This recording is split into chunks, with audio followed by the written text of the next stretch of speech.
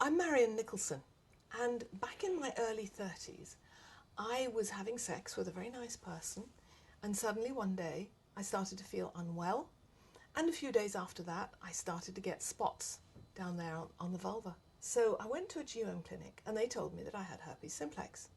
Now, I didn't know anything about this, and this was so long ago that the herpes hype hadn't actually started. So I wasn't particularly concerned.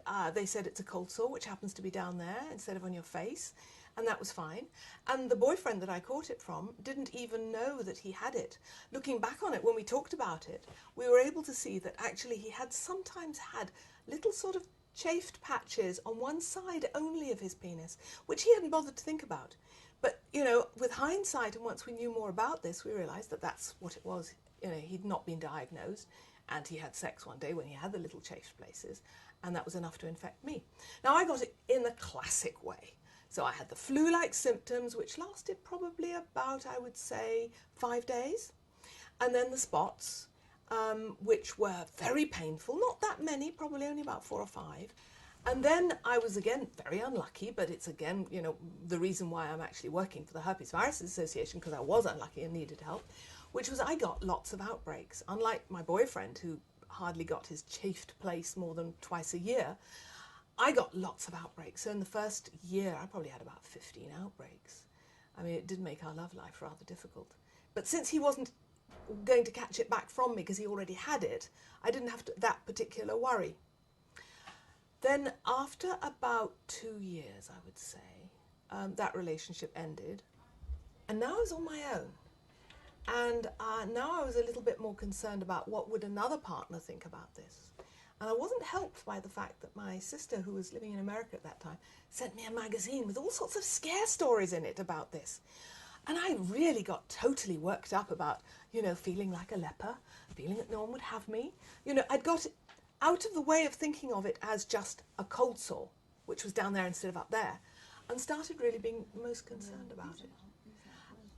I was lucky because I didn't get it very badly after those first 2 years. So I've only used topical treatment, either the lidocaine, which anaesthetises the area, or a herbal cream with lemon balm mint in it, because that actually prevents outbreaks. I found recently 2 applications stopped the outbreak.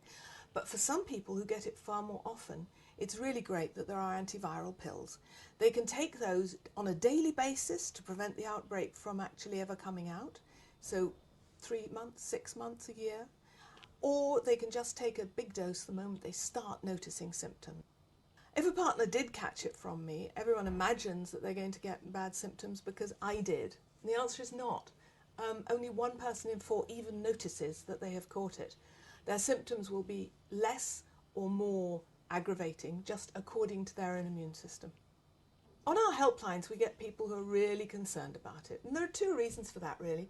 One is the incurable word that has got attached to it. Now, that really is unimportant. We have masses of incurable viruses and bacteria and fungus all the time. If people just called it a cold sore down there, it would be so much simpler. But let's face it, anything that you have down there is going to be more embarrassing than having it on your face.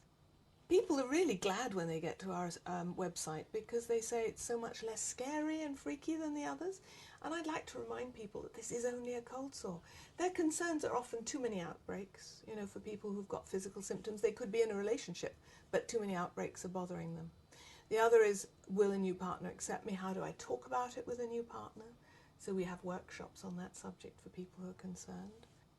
If you're going along to a GYN clinic, do remember that they do this all day. It might be embarrassing from your point of view, but from their point of view, it's 9 to 5.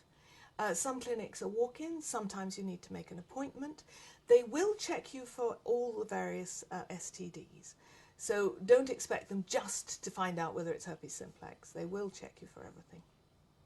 I think people should take a leaf out of my book. If you're really worried about this, find out, because finding out about it is going to alleviate all your worries. The more I learnt about this, the less I worried. The less I worried, the fewer outbreaks I had. So there's a link to our website and to our helpline. People should use that.